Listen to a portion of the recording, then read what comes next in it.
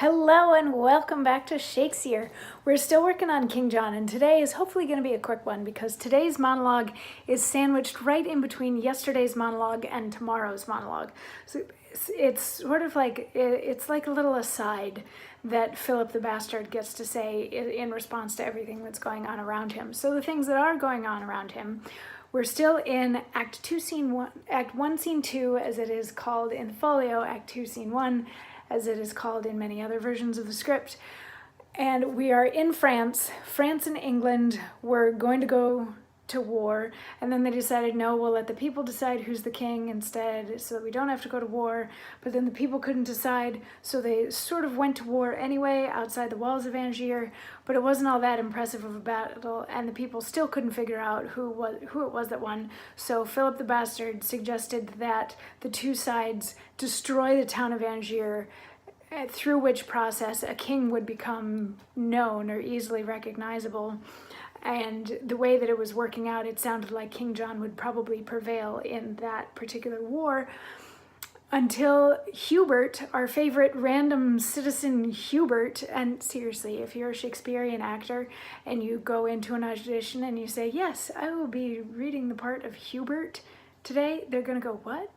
I did that once with Adam from As You Like It, and they were like, wait, who's Adam?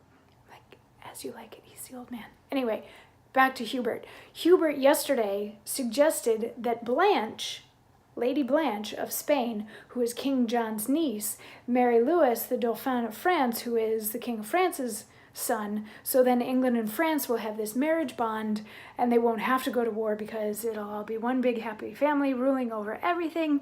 And it's interesting that Hubert is the one that comes up with this idea because he's just a rando citizen and he's telling a couple of royals to get married.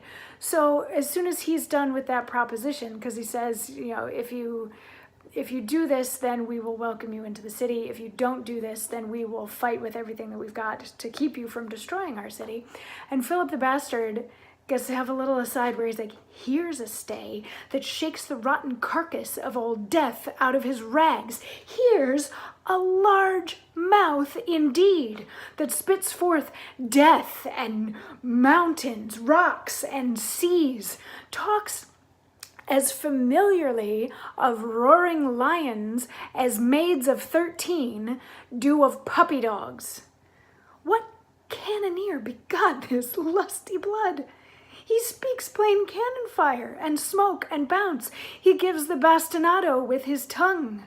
Our ears are cudgelled, not a word of his, but buffets better than a fist of France.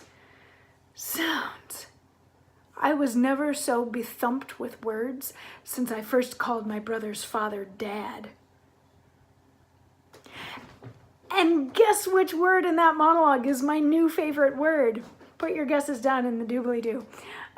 Yeah, so he's basically saying what I just said and what I said yesterday when we were leading into this whole thing, that it's weird that this citizen named Hubert, this rando citizen named Hubert, is talking to these kings this way. He's threatening these kings. He's suggesting that these royals get married, all of this sort of stuff. Like, that's not normal, is what he's saying. It's just weird. And then he gets to say, I was never so bethumped with words since I first called my brother's father Dad.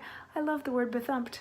That's my new favorite word, bethumped. I'm gonna try to throw that in wherever I possibly can. It means like battered and beat about and smacked in the face with, that sort of thing. So yeah, I'm gonna try to find other places to say, whoa, I was bethumped by her enthusiasm, or that sort of thing.